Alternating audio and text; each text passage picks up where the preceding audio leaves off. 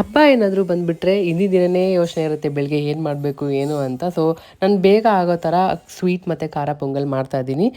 ಏನಂದರೆ ಇವಾಗ ಒಬ್ಬಟ್ಟು ಅದೆಲ್ಲ ಮಾಡಿಬಿಟ್ರೆ ಕಿರಣ್ ಕೂಡ ಅಷ್ಟೊಂದು ಇಷ್ಟಪಟ್ಟು ತಿನ್ನಲ್ಲ. ಈಯನ್ನ ಕರ್ಕೊಂಡು ಸ್ವಲ್ಪ ಕಷ್ಟ ಆಗುತ್ತೆ ಅಂತ. ನಾನು ರೆಡಿ ಆಗಲಿನಾ ಮನೆ ಪುಟ್ಟ ಲಕ್ಷ್ಮಿ ಬಂತು. ಈಯನ ಕೂಡ ಅಷ್ಟೊತ್ತಿಗೆ ಎದ್ದು ಬಂದು ರೆಡಿ ಆಗಿದೆಯಾ ಮಮ್ಮಿ ಅಂತೆಲ್ಲ ಕೇಳ್ತಾ ಇದ್ಲು.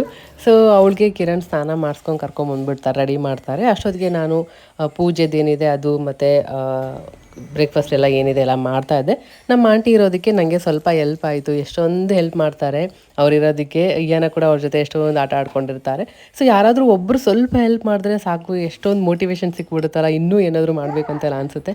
ಆ್ಯಕ್ಚುಲಿ ಈ ಸರಿ ನಾನು ವರಮಹಾಲಕ್ಷ್ಮಿ ಗ್ರ್ಯಾಂಡಾಗಿ ಮಾಡೋಣ ಅಂದ್ಕೊಂಡೆ. ಬಟ್ ಕಿರಣ್ ಅತ್ತೆ ಮನೆ ಅಮ್ಮ ಮನೆ ಕಡೆ ಎಲ್ಲ ಹೋಗೋಕ್ಕೆ ಹೇಳಿದ್ರಲ್ಲ. ಸೊ ಹಾಗಾಗಿ ಸ್ವಲ್ಪ ಆಗಿಲ್ಲ. ನೆಕ್ಸ್ಟ್ ಇಯರ್ ಪಕ್ಕ ಚೆನ್ನಾಗಿ ಮಾಡ್ಬೇಕು ಅನ್ಕೊಂಡಿದ್ದೀನಿ. ಸೊ ಅಷ್ಟೇ, ಈ ಥರ ಆಯಿತು ಸಿಂಪಲ್ಲಾಗಿ ನಮ್ಮ ಮನೆ ವರಮಹಾಲಕ್ಷ್ಮಿ ಹಬ್ಬ.